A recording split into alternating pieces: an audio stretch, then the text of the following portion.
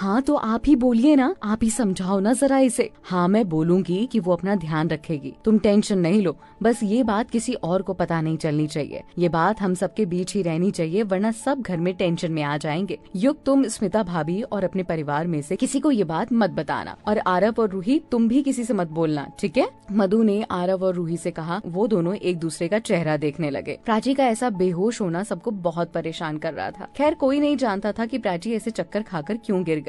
सबको यही लग रहा था कि हो ना हो तबीयत इसकी ठीक नहीं है। मधु ने उसे सहारा देकर, पिलो देकर उसकी पीठ पर लगाया और बैठने को कहा, और फिर सबके जाने के बाद उसकी ओर देखकर बोली, क्या हुआ तुम्हें? तबीयत ठीक नहीं रहती तुम्हारी? एक बार चेकअप करवा लो ना कि सब ठीक है या नहीं। कहीं बीपी वगैरह हाई लो तो कुछ नहीं हो रहा है ना? नहीं नहीं, तुम्हें कुछ भी समझ नहीं आता। जब तुम जानती हो कि तुम्हारी तबीयत ठीक नहीं रहती तो तुम टेंशन मत लिया करो ना। मुझे पता है तुम बहुत ज्यादा टेंशन ले रही हो इन दिनों।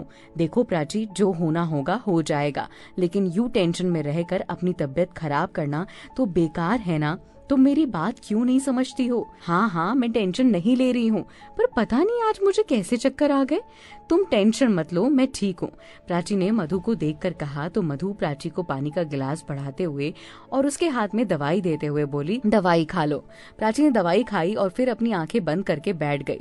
तो मधु ने कुछ सोचकर कहा, तुम आज मिस ऋचा से मिलने गई थी ना? क्या कहा उन्होंने? कुछ नहीं, कह रही थी मैं अमन सर को समझाऊं, अमन को समझाऊं। अमन को क्यों? क्या हुआ उसे? मधु ने झूठ मूठ का नाटक करते हुए कहा, जबकि वो अच्छी तरह जानती थी कि अमन का हाल कितना बेकार है, क्योंकि उसने ये बात आरव के मुंह से पहले ही जान ली थी। कुछ नहीं, बस वो ये कह रही थी कि अमन अपना ध्यान नहीं रखते हैं, ना टाइम पर खाता है ना पीता है। उसने अपनी हालत बहुत बुरी बना रखी है और उन्हें टेंशन है कि अगर अमन ऐसे ही रहा और ऐसे ही उसने काम पर ध्यान ना दिया तो कंपनी डूब जाएगी, और इस कंपनी से हजारों लोगों की जिंदगियां जुड़ी हुई हैं, और इसीलिए वो चाहती हैं कि मैं उसे एक बार समझाऊं। प्राची ने कहा, तो तुमने क्या डिसाइड किया? तुम जाओगी क्या उससे मिलने? उसे समझाने? मधु हल्का सा शक के भाव से प्राची की ओर देखते हुए बोली, सोच तो रही हूँ कि चली जाऊं।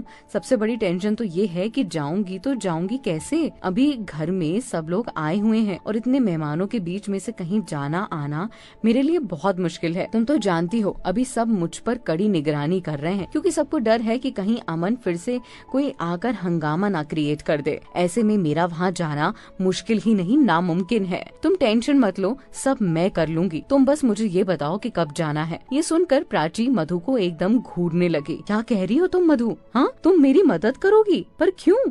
तुम तो अमन के खिलाफ हो ना? प्राची, यहाँ बात किसी के खिलाफ होने या किसी के साथ होने की नहीं है, यहाँ बात इंसानियत की है। अमन जैसा भी था तो मेरा फ्रेंड ही। उसने हमारी काफी हेल्प की थी, वो उस टाइम भी अच्छा इंसान था। वो तो आयशा के चक्कर में आके बदल गया, वरना वो ये सब कभी करता नहीं। अब जो भी है हमें तो एक्सेप्ट करना ही है, लेकिन बस मैं चाहती हूँ कि अमन समझ ले, क्योंकि अगर कंपनी डूब गई तो बहुत ज्यादा नुकसान हो जाएगा। इसीलिए मैं चाहती हूँ कि अमन अब एक बार तुमसे मिलकर ये सारी बातें समझ ले। हाँ, उम्मीद तो मैं भी करती हूँ, पर जब जाऊंगी तो वहाँ जाकर ही पता चलेगा वो मेरी बात समझेगा भी या नहीं, क्योंकि तुम जानती हो ना कि वो कितना बदल गया है। अब वक्त के साथ इंसान बदल जाते हैं।